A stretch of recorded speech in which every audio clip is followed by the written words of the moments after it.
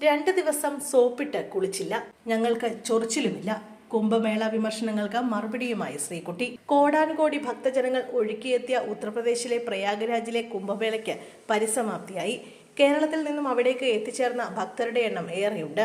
മലയാളികളായ പല സെലിബ്രിറ്റികളും കുംഭമേളയിൽ പുണ്യസ്നാനം മുങ്ങി അനുഗ്രഹം നേടിയിരുന്നു. ജയസൂര്യ, സംയുക്ത മേനോൻ, സുപ്രിയ മേനോൻ, കൃഷ്ണകുമാർ, അമൃത സുരേഷ് തുടങ്ങിയവർ ആദ്യം കുംഭമേളയിൽ പങ്കുകൊണ്ടവരാണ്. ഈ വിശേഷം അവരവരുടെ സോഷ്യൽ മീഡിയ ഹാൻഡിലുകളിൽ പോസ്റ്റ് ചെയ്യപ്പെട്ടിരുന്നു. സീരിയൽ താരം ശ്രീകുട്ടിയും ഭർത്താവും കുംഭമേളയിൽ പോയി പുണ്യസ്നാനം ചെയ്തിരുന്നു. കുംഭമേളയിൽ നിന്നുള്ള ഫോട്ടോകളും വീഡിയോകളും നടി തന്റെ വ്ലോഗിലൂടെ പങ്കിടുകയും ചെയ്തു.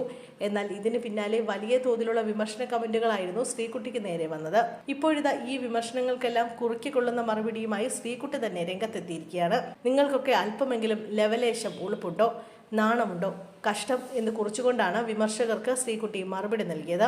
കുംഭമേളയിൽ പങ്കെടുക്കാൻ സാധിച്ചത് മഹാഭാഗ്യമായി കരുതുന്നുവെന്ന് പറഞ്ഞ ശ്രീകുട്ടി, എന്നാൽ 100-ൽ 60% പേരും വിമർശിച്ചുവെന്ന് പറയുന്നു. ഞങ്ങൾ കുംഭമേളയിൽ പോയി വന്നിട്ട് 2 ആഴ്ചയാകുന്നു.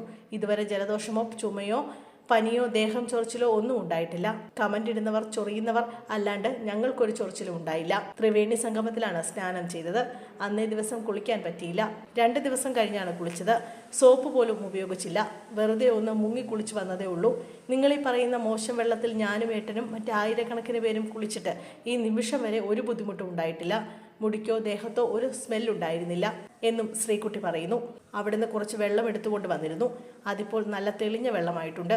ഇതൊക്കെ പറയേണ്ടി വന്നതാണെന്നും അത്രയ്ക്ക് മോശം കമന്റുകളാണ് വരുന്നതെന്നും ശ്രീകുട്ടി പറഞ്ഞു.